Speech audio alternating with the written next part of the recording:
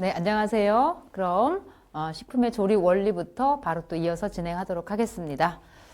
자, 식품의 조리 원리, 이번에 과채류에 대해서 공부해 보도록 하겠습니다. 과채류라고 하는 것은 과일, 채소류를 통칭해서 부르는 말이죠. 과일 및 채소 및 과일 가공 시 주의점을 먼저 보겠습니다. 과채류의 비타민 C와 향기 성분의 손실이 적도록 주의를 해야 되겠다. 과채류 가공 시 조리기구에 의한 풍미와 색 등의 변화에 주의를 하면 좋겠다. 이렇게 두 가지 내용 나왔고요. 채소 및 과일 조리에 있어서 채소류의 분류를 한번 보도록 하겠습니다. 우리가 식용하는 그런 부위에 따라서 어떻게 명칭을 또 하는지에 대해서도 공부해보는 시간이에요. 자, 그럼 엽채류, 경채류, 과채류, 근채류, 화채류, 지금 보면 단어들이 거의 한자로 돼 있죠. 그래서 그것만 이해하시면 바로 이해하실 수 있는 겁니다. 엽채류 하면 잎사귀 엽자죠. 잎사귀를 먹는 채소, 즉 상추, 시금치, 쑥갓, 근대, 양배추, 부추, 미나리 이런 것 등을 예를 들 수 있고요. 경채류 하면은 줄기를 먹는 채소, 아스파라거스, 샐러리, 죽순. 과채류 하게 되면 과일, 채소류를 얘기하는데 우리가 알고 있는 오이, 가지, 호박, 풋고추, 토마토, 오크라. 오크라라고 하는 것은 왜 절단면 자르면 약간 별표처럼 생겨있는 약간 고추랑 비슷한 아삭한 식감을 갖고 있는 그런 채소죠. 근채류 하면 뿌리 근자를 써서 뿌리 부분을 먹는 우엉, 무, 당근, 감자, 고구마, 비트 이런 게 있고요. 화채류라는 건 꽃화자입니다. 식용 부위가 꽃봉오리죠. 그래서 브로콜리, 우리가 알고 있는 게 브로콜리나 컬리플라워는 서양 양배추의 일종이거든요. 그거의 꽃입니다. 브로콜리는 좀 흰색 계통이고, 전 초록이고, 콜리플라워가 좀 흰색 계통 비슷하게 생겼죠. 아티초크, 이런 건데 굉장히 건강상 아주 요즘에 뜨고 있는 그런 채소들이죠. 이렇게 해서 채소를 엽채류, 경채류, 과채류, 근채류, 화채류로 분류를 해봤고, 특히나 가끔 나오는 것 중에 하나는 여기 근채류에 대해서 많이 가끔 물어보더라고요. 그래서 어렵지 않게 근자가 뿌리 근자를 쓰기 때문에 뿌리 채소를 의미한다 해서 찾아주시면은 쉽게 찾으실 수 있을 것 같습니다. 자, 이번에는 채소 및 과일 조리에 있어서 조리할 때 채소의 변화에 대해서 한번 알아보도록 하겠습니다. 자, 데치는 경우 채소를 데칠 때에는 충분한 양의 물, 몇 배라고 배웠냐면 우리가 5 내지 약 10배 정도를 넣을 수 있다고 했어요. 충분한 양의 물과 높은 온도에서 짧은 시간에 데쳐서 헹군다까지 나와야 됩니다. 또 한 가지 들어갈 건 소금 1%를 추가하고. 자, 그런데 물을 많이 넣어서 데치는 경우와 물을 적게 넣어 데치는 경우에 따라서 어떤 차이점이 있느냐? 물을 많이 넣어 데치는 경우는 채소의 푸른 색깔을 그래도 유지할 수 있고요. 물을 적게 넣어 데치는 경우는 물이 아무래도 적다 보니까 채소의 영양소가 용출되는 양이 적겠죠. 그러다 보니 영양소의 파괴를 조금은 줄일 수 있는 방법이기도 하다 그랬습니다. 하지만 평균적으로 충분한 양, 5에서 약 10배 정도의 물에 데치는 것이 가장 효율적인 방법이긴 하다라는 내용입니다. 자, 그럼 녹색 채소는 반드시 뚜껑을 열고 고온에서 단시간 데쳐 헹군다. 소금 1%를 넣고. 특히 시금치, 근대, 아욱은 이거 또 배울 거예요. 또 나와요. 수산이라는 성분이 존재하기 때문에 반드시 뚜껑을 연다라는 게 중요하죠. 여기도 얘기 나오죠. 뚜껑을 열고 이걸 휘발시켜야 되기 때문에 데쳐서 수산을 날려보내야 된다. 수산은 체내의 칼슘 흡수를 방해합니다. 그래서 신장 결석을 일으킬 수 있습니다. 그래서 수산을 제거하기 위해서는 반드시 뚜껑을 열고 데친다. 녹색 채소를 데치면 채소의 조직에서부터 공기가 제거되어서 밑에 있는 엽록소가 더 선명하게 보이기 때문에 채소의 색이 더욱더 선명해진다라고 했어요. 엽채류 중 녹색이 진할수록 비타민 A와 C가 많은 것으로 나타났습니다. 자, 이렇게 해서 데치는 조리할 때 채소의 변화에 대해서 살펴봤고, 그 다음에 조리에 의한 색의 변화, 요거는 저희가 앞 시간에도 배웠지만 그만큼 또 중요하기 때문에 자꾸 또 한번 언급이 되는데, 자, 이제 자꾸 이제 듣고 이렇게 입력이 되셔야만 헷갈리지 않으면서 확실하게 정립이 되실 겁니다. 자, 클로로필. 우리 아까 색소, 제가 아까 컬러푸드 얘기하면서 잠깐 설명드렸을 거예요. 클로로필 하면은 같은 뜻으로 어떻게 외우시라 그랬죠? 엽록소, 초록 색깔을 떠올려라. 그린 하면 클로로필. 녹색 채소에 들어있는 녹색 색소입니다. 산에 약해요. 산. 아까 제가 얘기 드렸죠? 뭐 시금치 나물뿐만 아니라 초록색 나물들을 예를 들어 무쳤을 때 거기에 식초를 넣었다. 제일 쉬운 예로는 오이김치 한번 예를 들어볼까요? 오이김치를 담갔는데 맛있게 먹고 한동안 못 먹고 쉬어버렸어요. 그랬을 때 오이 색깔이 어떻게 변했죠? 누렇게 변해버리죠. 그러한 현상이라고 보시면 되겠습니다. 산의 약해짐으로 식초를 사용하게 되면 누런 갈색이 되더라. 알칼리 성분인 황산 등이나 중탄산 소다로 처리하게 되면 안정된 녹색을 유지할 수 있다 그랬습니다. 자, 그 다음에 플라보노이드 하면 다망색, 즉 약간 노르스름한 흰색 계통의 아토잔틴이 있고요. 또 진한 적색, 그 다음에 막 보라색, 청색, 붉은색 다양한 아주 색깔이 진한 안토시안 계통의 플라보노이드 색소가 있더라. 자, 꽃, 과일 등의 적색, 자색 색소로 아까 이것도 중요하다고 얘기했어요. 또 한 번 언급합니다. 산성에서는 무슨 색? 빨강, 적색. 산적이에요, 산적. 그 다음에 중성에서는 그대로 보라색이고요. 알카리스 때는 무슨 색? 청색. 알청이 알청. 자, 다시 산적. 산에 가면 산적 있죠? 산적. 그렇게 외우시고 알카리에는 알청 이렇게 외우시면 되고 중성에서는 그대로 보라색 그대로를 유지하는 겁니다. 그래서 요거는 안토시아는 유일하게 산성일 때 변하는 색깔, 알카리성일 때 또 변하는 색깔, 요것 등을 꼭 바꿔서 이렇게 출제를 많이 하기 때문에 반드시 기억하시면 좋겠습니다. 자, 보시면 가지를 삶을 때 백반을 넣게 되면 안정된 청자색을 보존할 수 있다라고 팁을 알려줬네요. 그래서 비트, 적색, 양배추, 딸기, 가지, 포도, 검정콩 등에 많이 함유되어 있다.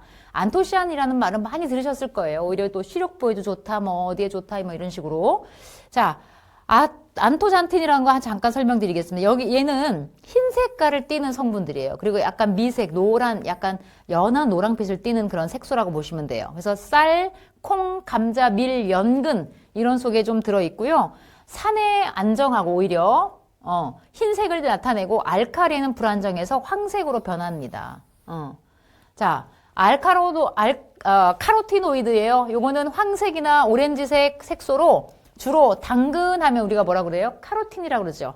비슷하잖아요. 그래서 같은 맥락으로 알아두시고 고구마, 호박, 토마토 등의 등황색, 녹색 채소에 일부 들어있고 조리 과정이나 온도에 크게 영향을 받지 않지만 산화되어서 변화됩니다. 카로티노이드는 지용성이라고 말씀드렸어요. 그래서 당근, 아까 얘기했죠? 당근이 카로티노이드의 대표적인 예의 식품이라고. 당근을 생으로 드시는 것보다는 어디에다 기름에 볶아 드시는 게 효율성을 높이는 방법이죠. 왜? 당근은 비타민 A, 즉 지용성 비타민을 갖고 있기 때문에. 그래서 지용성이므로 기름을 사용해서 조리하면 흡수율이 좋아진다라는 얘기까지 나와 있습니다. 한 번 더 언급된 내용이기 때문에 꼭 저장해 두시면 좋겠어요.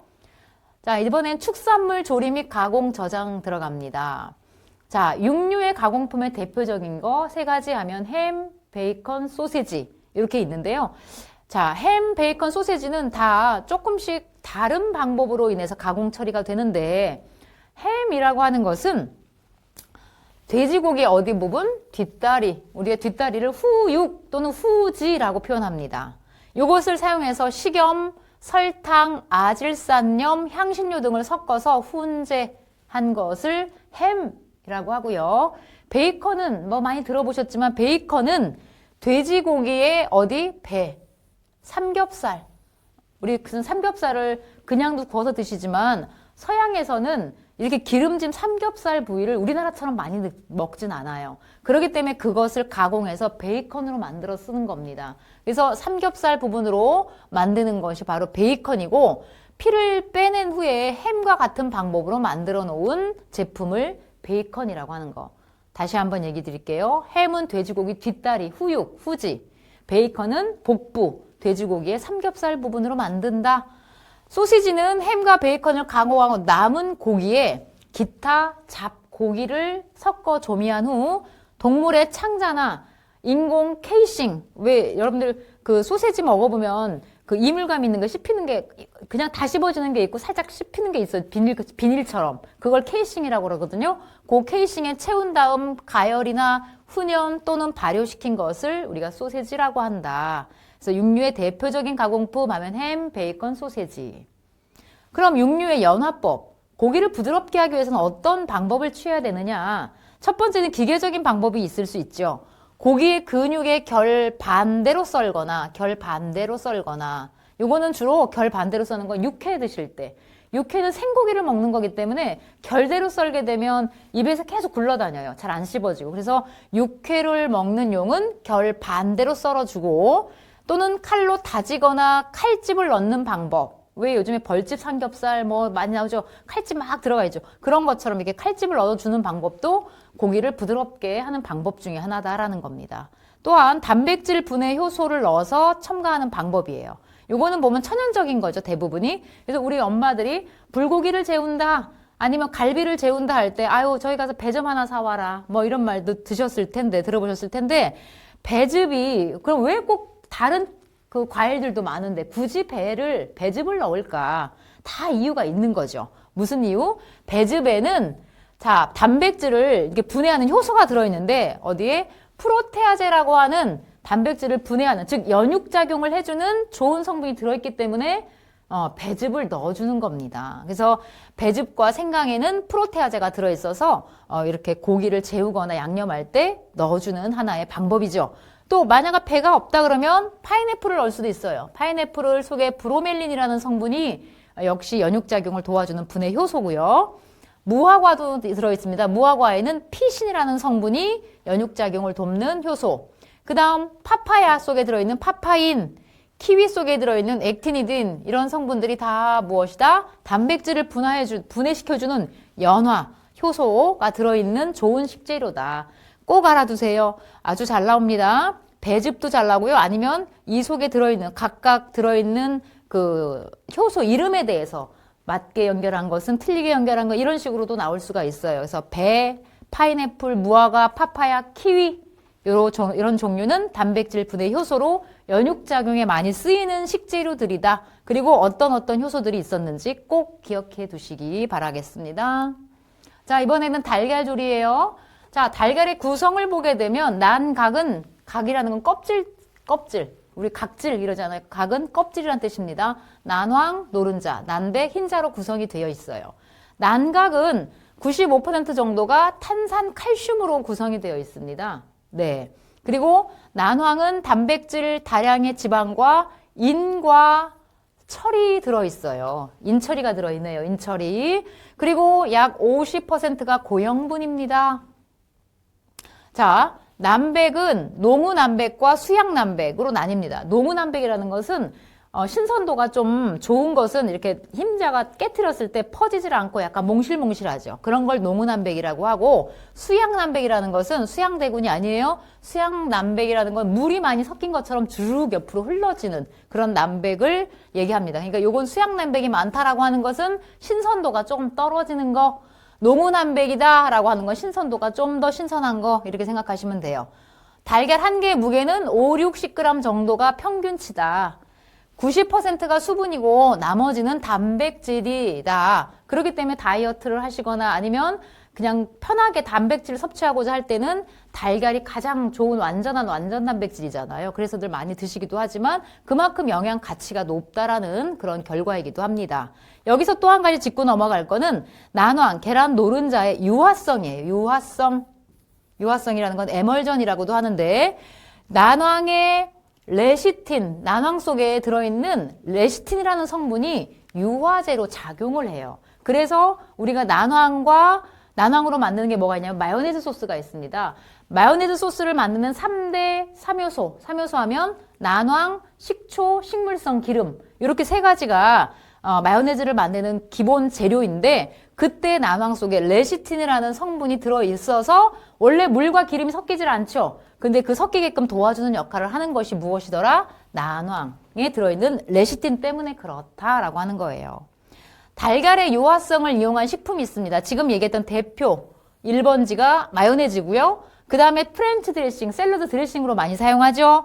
그 다음에 크림 스프, 케이크 반죽, 잣, 미음 이런 것 등이 다 유화성을 이용한 식품인데 여기 나와 있는 지금 마요네즈, 프렌치 드레싱, 크림 스프, 케이크 반죽, 잣, 미음은 뭐라고 부르냐면 자, 지금 마요네즈, 프렌치 드레싱, 크림 스프, 케이크 반죽, 잣, 미음 이런 것 등은 수중 유적형에 해당하는 유화성 식품이라고 합니다. 수중이라는 거는 물 속에 기름이 들어있다 이렇게 이해하세요. 그러니까 기름 성분보다는 수분 함량이 더 많은 거예요. 반대로 유중수적형이라고 나옵니다. 유중수적형 유화식품 이렇게 물어봐요. 유중수적형. 이거는 기름 속에 물이 들어가 있는 거니까 기름이 엄청 더 많은 거예요. 대표적으로 두 가지만 기억하시면 돼요. 유중수적형에 해당하는 유화식품은 음식은 버터와 마가린. 이 두 가지는 유중수적형. 버터 같은 경우는 수분 함량이 평균 15% 이하잖아요. 그렇기 때문에 유중수적형의 대표적인 예 하면은 버터, 마가린.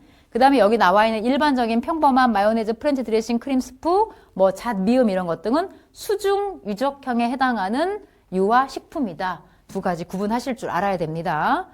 자, 달걀에 이제 조리로 들어갑니다. 우리가 이제 앞전에 달걀에 대해서 이제 신선도 판별하는 방법 이런 것도 간단하게 배웠는데 여기는 조금 더 들어가서 이제 깊이 들어가서 한번 배워보겠습니다. 달걀의 신선도를 판정하는 방법인데요. 첫 번째가 비중법. 비중법이라는 것은 소금물에 담가보는 방법이에요. 자, 그러면 소금 이거 보시면 신선한 달걀의 비중은 여기 보세요. 1.06에서 1.09. 아까 설명 잘 들으신 분은 기억하셨을 거예요. 일반적인 비중에 있어서 물이 기준점이 1이에요. 물이 1 숫자. 그러면 1보다 높죠? 크죠? 숫자가. 그렇기 때문에 물보다 당연히 무겁죠. 그러니까 물에 가라앉혀 놨을 때 물에 뜨면 안 되는 거예요. 만약에 소금물이 안 들어갔다 하더라도. 그래서 그렇지만 물 한 컵에 소금 한 큰술, 그게 6%야. 6%를 녹인 물에 달걀을 넣었을 때 가라앉으면 신선한 거고 뜨면 무조건 오래된 거. 신선도가 떨어지는 거다. 가장 합당한 말을 찾으라고 하면 비중법에 있어서는 6%의 소금물에 띄워봤을 때 비스듬히 갈아 넣는다라고 했을 때 가장 정답이 되는 거예요. 그래서 일단 물보다 무거우니까 비중 수치를 기억하시고요. 난황의 개수와 난백 개수의 측정법은 깨보셔야 돼요. 그래서 난황의 개수는 0.36 이상이면 신선한 달걀, 난백의 개수는 0.14 이상이면 신선한 달걀. 요 숫자보다 다 내려가면 신선도는 떨어지는 겁니다. 오래된 달걀일수록 난백, 난황 개수가 작아진다고 돼 있죠. 네. 한란 판정법, 한란. 깼다니까 해서 깨봐서 알 수 있는 방법이에요. 달걀을 깨어 내용물을 평판 위에 놓고 신선도를 평가한다. 높낮이, 그러니까 노른자도 볼록할수록, 흰자도 볼록할수록 신선한 겁니다. 달걀의 노른자와 흰자가 높이가 높고 적게 퍼지는 것이 신선한 달걀이다. 투시법은 밝은 빛에 쬐보는 거예요. 그래서 밝게 보여야 되는 거. 여기 기타의 내용이 중요합니다. 껍질이 거칠수록 신선하고 광택이 없는 거, 그죠? 광택이 나는 것은 오래된 거다. 그러니까 광택이 없는 거. 달걀의 뾰족한 끝은 차갑게 느껴지고 둥근 쪽은 따뜻하게 느껴진다. 아까 설명 다 드렸어요. 그 다음에 난백은 점괘성이 있고 난황은 구형이 불룩하여 냄새가 없는 거. 그러니까 난백은 약간 끈적끈적한 걸쭉한 느낌의 점괘성, 난황은 구형으로 불룩해야 좋다라는 거죠. 오래된 달걀일수록 pH는 높아지고 흔들었을 때 소리가 들린다. 기실이라는 게 있거든요. 계란을 왜 삶아보면 그 원형이 다가 아니라 100%가 아니라 움푹 패였죠. 분화구처럼. 그게 많이 패일수록 기실이 커졌다는 뜻이에요. 그렇기 때문에 그 분화구, 기실이 크면 클수록 신선도는 좀 떨어지는 달걀이다. 그게 많이 커질수록 나중에는 이게 흔들면 흔들어지는 겁니다. 그래서 신선하지 않은 달걀로 판정을 하는 거죠. 이렇게 해서 달걀의 신선도 판정하는 방법 또한 알아봤고, 이번에는 어취, 비린내 제거 방법입니다. 역시 어취, 비린내 성분에 대해서는 배웠어요. 트리메틸아민이라고 배웠습니다. 그러면 이 성분은 생선에 붙은 미생물에 의해 트리메틸아민 또는 트리메틸 아민으로 환원이 되어 나는 냄새를 말한다라고 했는데 여기선 단순하게 생선 비린내 하면 트리메틸아민 이것만 딱 기억하시고 어떻게 그럼 이걸 해소하느냐? 물로 씻어요. 근데 물도 뜨거운 물, 찬물 다 있죠. 미지근한 물. 반드시 찬물로 씻어야 됩니다. 여기서는 그냥 물이 아니에요. 반드시 찬물로라는 말이 돼 있어야 되죠. 그 다음 간장, 된장, 고추장 이런 양념을 좀 세게 사용을 하셔야 됩니다. 그 다음 파, 마늘, 생강, 고추, 술, 후추, 향신료 이런 것 등을 좀 강하게 사용하고요. 식초, 레몬즙 등의 산을 첨가할 수 있습니다. 또한 우유에 재워두었다가 조리하게 되면 우유에 든 단백질인 카제인이라고 해서 이런 것이 트리메틸아민을 흡착해요. 빨아들여서 비린내를 약하게 도와주는 역할을 합니다. 생선을 조릴 때 처음 몇 분은 어떻게 하라고요? 뚜껑을 열어서 비린내를 휘발시켜준 후에 한 소끔 끓은 후에 그 다음에 뚜껑을 덮으셔야지 처음부터 덮어놓으면 휘발될 시간을 주지 않았기 때문에 그 냄새가 그대로 갇혀 있어서 비린내가 날 확률이 높을 수 있겠죠. 그 다음 이제 어패류의 가공 제품입니다. 연 제품, 훈 제품, 건 제품, 젓갈 이렇게 나왔네요. 연 제품이라는 것은 생선묵, 우리 생선묵 또는 어묵 또는 오뎅 뭐 이렇게 얘기하는데요. 여기서 중요한 얘기 나옵니다. 자, 겔화, 아까 겔졸 배웠죠? 졸겔화가 되도록 겔화가 된 대표적인 식품이 생선묵, 또 뭐가 있었어요? 도토리묵 뭐 이런 게 있었죠. 전분, 조미료 등을 넣고 으깨서 찌거나 굽거나 튀긴 것. 자, 소금 농도 중요합니다. 소금 구이로 할 때는 2%라는 거 배웠죠? 여기 보세요. 연 제품 어묵을 만들 때 소금의 농도는 몇 퍼센트? 3% 중요합니다. 흰살 생선만 가능해요. 동태, 그 다음에 명태, 광어, 도미. 그 다음에 어묵 제조의 원리를 보면 근육의 구조 단백질인 그 단백질 이름이 뭐래요? 미오신. 자, 미오신은 소금에 용해되는 성질이 있어요. 이것을 뭐라고 부르냐면 염용성 단백질이라고 합니다. 미오신은 염용성 단백질, 소금에 녹아나는 단백질인 거예요. 그래서 그 성질을 이용해서 풀과 같이 이렇게 으깨지기 때문에 그걸 가열하면 굳어지는 겁니다. 그렇게 만들어진 것이 생선 어묵이 되는 거예요. 그래서 여기서 꼭 기억할 거는 생선묵은 겔화된 식품, 그 다음에 소금 농도는 3%를 넣더라. 그러면 그 미오신이라는 단백질이 소금에 녹는 단백질이기 때문에 아까 얘기했던 3%를 넣고 묵을 형성해서 가열해서 익혀서 만들어진 식품이다라고 하는 것을 꼭 기억하시고, 또 하나는 생선묵을 만들 때 전분이 꼭 들어가요. 이거는 탄력을 주고 증량을 하기 때문에 꼭 들어가야 되는 주 재료 중에 또 부재료 중에 하나입니다. 자, 이제 훈 제품이에요. 훈 제품은 훈연 제품이라고도 하죠. 연기를 쬐은 거. 어패류를 염지해서 적당한 연미를 부여한 후 훈연한 것. 훈제 연어 대표적으로 스모크 살몬이라고 그러죠. 스모크라고 하는 건 연기란 뜻이에요. 그래서 예를 들어 가끔 나오거든요. 그래서 이렇게 훈 제품은 주로 생선이나 육류에 가능해요. 과일, 채소, 곡류는 사용하지 못합니다. 그거 잘 나와요. 훈 제품, 훈연품 하면 어패류 또는 육류 이런 것 등 사용 가능하다는 거. 건 제품은 말렸다는 얘기죠. 어패류와 해조류를 건조시켜서 미생물이 번식하지 못하도록 수분 함량을 10에서 14% 정도로 해서 저장성을 높인 거. 젓갈, 뭐 새우젓, 무슨 젓 많죠. 소금의 농도, 이것도 예전에 제가 한번 설명드렸을 거예요. 25에서 25%의 소금으로 절이면 된다.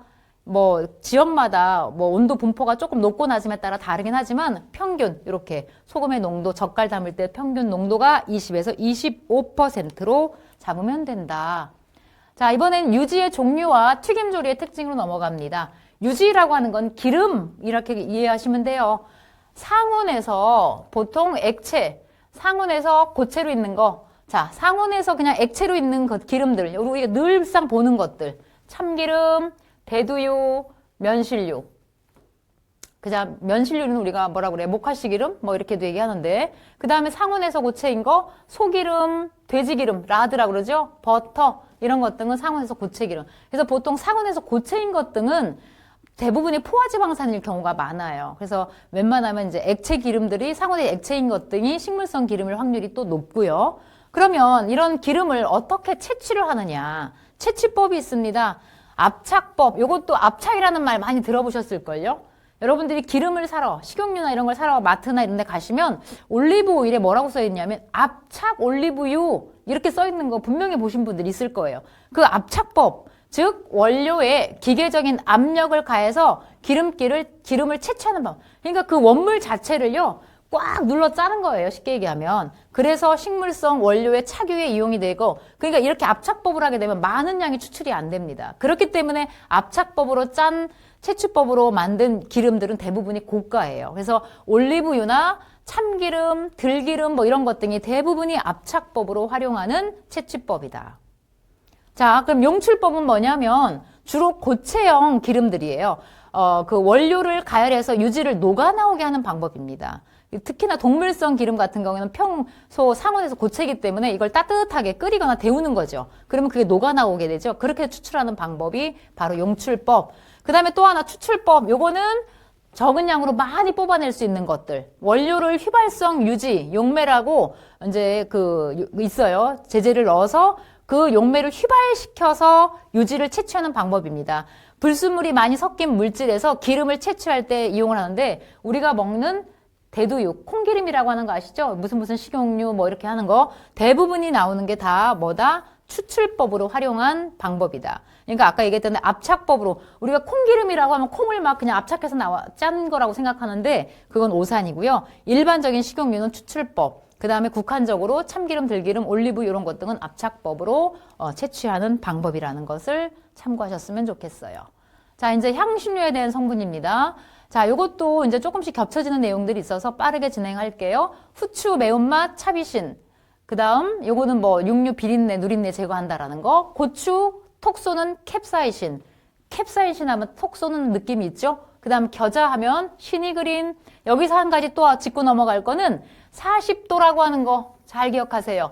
자, 겨자는 40도에서 가장 매운맛을 잘 발현을 하는 그 온도입니다. 그래서 요거 40도가 겹쳐지는 게 좀 있는데 지금 여기 배우는 시니그린 겨자 발효할 때 온도도 그렇고요. 또 청국장 발효할 때 납두균이라는 청국장 그거 기억하시면서 청국장도 잘 뜬다 그러거든요. 청국장이 잘 발효하려면 비슷한 온도 분포예요. 40에서 약 45도 정도. 같은 그 맥락의 온도 분포니까 연관시켜서 외워두시면 좋겠고 생강은 진저론 생강을 영어로 진저라고 하죠. 네, 그래서 육류 비린내, 누린내 다 제거하고 살균 효과가 있고 생선회에 곁들이고 자, 그렇게 생선 요리에 많이 들어갑니다. 파, 아까 배웠던 황화 알릴류의 향 성분이 들어있어서 방향과 매운맛을 갖고 있고 마늘, 자, 알라신이 아니라 알리신입니다. 알리신 성분이 독특한 냄새와 매운맛을 내면 자극성과 살균력이 강하다. 항염, 항독작용 뭐 다 있습니다. 그 다음에 기타 깨소금, 계피, 박하, 카레, 월계수잎 등에서 나오는 향들도 풍부하다. 그래서 여기도 꼭 기억하셔야 될 거 머릿속에 쏙 집어넣으시고 자, 이번에는 서양 음식의 용어들입니다. 요거는 나중에 양식 조리 용어 뭐 이런 데도 사실 조금 겹치긴 하는데 여기는 공통 분모기 때문에 그래도 한 번쯤은 쑥 한번 읽어 보셔야 될 것 같아요. 자, 용어는 보일링 무슨 뜻을 갖고 있는지 보시면 식재료를 육수 또는 물에 넣고 여러 가지 방법으로 끓이는 조리법이다. 그랬어요. 보일링. 자, 그 다음에 로스팅, 브레이징, 소테, 포칭, 프라잉, 시어링 이렇게 나왔습니다. 여기서 꼭 알아두실 거는 가끔 잘 나오는 게 소테라는 뜻과 시어링이라는 뜻을 잘 물어봐요. 그러니까 요 두 가지 정도는 그래도 꼭 기억을 하셨으면 좋겠습니다. 소테, 뜨겁게 달궈진 팬에 요거는 조금 짧게 볶는 그런 스타일을 소테라고 하고요. 시어링이라고 하는 것은 고기를 구울 때 강한 화력으로 앞뒤로 갈색으로 진하게 색깔을 내주는 거야. 그것도 하나의 마이야르 현상 중에 하나인데 그 겉면을 바삭한 크러스트를 만든 다음에 다시 천천히 익혀주는 작업이 들어가요. 그래서 시어링 단계를 거치고 나서 이제 그 방법 그리고 지금처럼 이런 용어도 한번 쭉 한번 알고 계셨으면 좋겠습니다. 자, 이제 확인학습 거의 이제 왔네요. 막바지로. 자, 이제 여러분들 이제 이게 문제가 보이면 휴 하는 좀 안도의 한숨이 쉬워지시나요? 자, 1번 들어갑니다. 녹색 채소를 데칠 때 소다, 즉 중조를 넣을 경우 나타나는 현상이 아닌 것은 그랬습니다. 일단 소금을 넣어야 되지만 원칙적으로는 이렇게 중조가 들어가도 될 수 있는 부분들이 있었죠. 그럴 때 현상이 아닌 거예요. 채소의 질감이 유지된다. 채소의 색을 푸르게 고정시켜준다. 비타민 C가 파괴되는 단점이 있다. 채소의 섬유질을 연화시킨다. 맞아요. 지금 보면 정답은 1번이죠. 조금 더 부연 설명을 드리자면 채소의 색을 푸르게 고정시켜주는 거 맞아요. 중조. 그죠? 그 대신 단점이라면 비타민 C가 파괴되는 게 단점이다라고 했고요. 맞고 그 다음에 섬유질을 연화, 좀 더 부드럽게 해줍니다. 그래서 좀 질긴 채소를 데칠 때는 어떻게 보면 소다를 넣어주는 게 더 맞을 수도 있어요. 뭐 비타민이 조금 파괴되는 걸 감안한다면 이렇게 해서 1번 정답을 찾았고요. 자, 2번은 바로 눈에 들어오시죠. 난황, 계란 노른자에 들어있으며 마요네즈를 만들 때에 유화제 역할을 했던 성분이 무엇이라고요? 레시틴. 아이고 반가워라. 아는 문제 딱 나왔죠? 레시틴. 정답이 바로 보입니다. 이렇게 공부를 철저히 하시게 되면 문제를 풀 때 좀 재미도 있어요. 아, 이거 배웠는데, 아는 문제 나왔다. 이렇게 여러분들 체크하실 때 다 막 설레면서 다 아는 문제가 다 나왔으면 하는 그런 바람을 갖고 오늘 빠르게 진행을 했지만 여러분들 쭉 공부했던 내용을 제가 조금 요약해서 꼭 알아두시고 요것만큼은 잊어버리지 않으셨으면 하는 그런 내용들을 진행을 좀 해봤습니다. 여러분들 모두 시험에 합격하시기를 응원을 드리면서 좋은 소식 저는 기다리고 있겠습니다. 고맙습니다. 수고하셨습니다.